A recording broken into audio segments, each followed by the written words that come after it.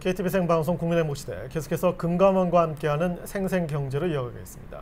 금융생활에 도움이 되는 정보를 전해드리는 시간입니다. 네, 도움 말씀 주실 분 모셨는데요. 금융감독원 개인정보보호 TF실의 차재성 수석조사역 나오셨습니다. 안녕하십니까? 안녕하세요. 안녕하세요. 요즘 뭐 개인정보 중요성 모르는 분들 없을 것 같은데 특히 이제 금융 분야는 뭐 더 이상 말할 것도 없고요. 그 지난 2일 그 금융 분야의 개인정보 보호에 대한 가이드라인이 이제 나왔다고 하는데 좀 소개해 주시죠.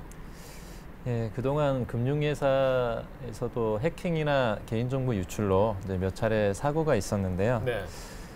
그 어느 곳보다 안전해야 할 금융회사조차도 이런 이제 사고가 발생하면서 국민들의 불안감이 이제 높아졌습니다. 네. 그래서 작년 3월 말부터 개인정보보호법이 시행이 되었고요. 예. 금융회사가 금융 실무에 있어서 이러한 개인정보보호법을 적용하는데 모범적인 기준을 제시하고자 가이드라인을 발간하게 되었습니다. 그러니까 금융회사 자체적으로 지켜야 되는 일종의 가이드라인이군요. 예, 그렇습니다. 네. 그럼 고객인 국민들과 관련해 달라지는 것은 어떤 것이 있나요? 우선 금융회사가 고객 동의 없이 무차별적인 마케팅 활동하는 것을 금지했습니다. 네. 사실 수시로 이렇게 걸려오는 마케팅 전화 몇 번씩은 다 누구나 경험해 보셨을 텐데요. 예. 그러한 불편이 앞으로는 줄어들 것으로 생각이 됩니다. 예. 또 금융회사가 수집한 고객 정보는 보다 안전하게 관리할 수 있도록 하였고요.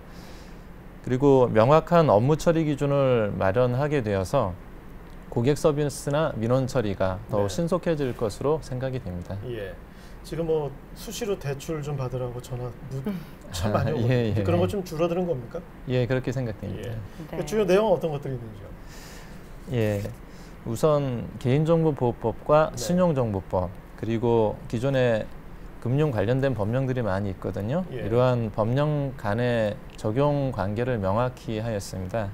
그리고 금융거래나 계약과 직접적인 관련이 없는 부가 서비스 제공이나 또 마케팅 목적의 정보를 수집할 때에는 고객의 동의를 강요할 수 없도록 그렇게 하였습니다. 만약 위반할 경우에는 3천만 원 이하의 과태료가 부과될 수 있습니다. 예. 무엇보다 주민등록번호 같은 그 개인 정보를 그 관리 강화 네. 하는 내용도 당연히 들어있겠죠.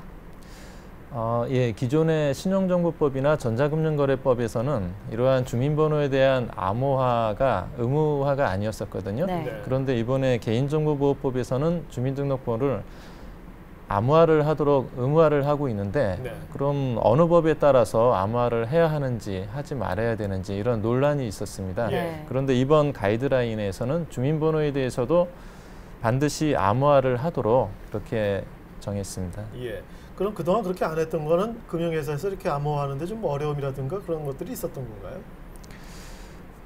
예, 기존에는 이미 금융회사들은 신용정보법이나 금융신명제법 이런 기존의 다른 법에 의해서 고객 정보를 보호를 하고 있었는데요. 근데 문제는 개인정보보호법이 시행되면서 이러한 기존의 법들과 중복되거나 또 상충되거나 이러한 문제들이 있어서 어떤 기준에 맞춰서 실무를 처리해야 하는지 좀 어려움이 있었습니다. 네.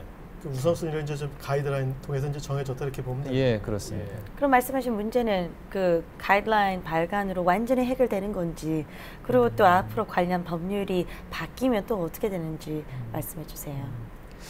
예, 이러한 이제 법률 간의 적용 순위 그리고 기본 원칙에 대해서 최대한 명확하게 하려고 노력을 하였습니다. 하지만 한 번에 이러한 모든 것들이 전부 해결된다고 생각되지는 않고요. 앞으로 더욱 사례도 더 축적을 하고요. 그리고 관련된 법률들이 또 개정될 수 있으니까 이러한 것들을 고려해서 해마다 한 번 정도씩 업그레이드 해나갈 계획입니다. 네.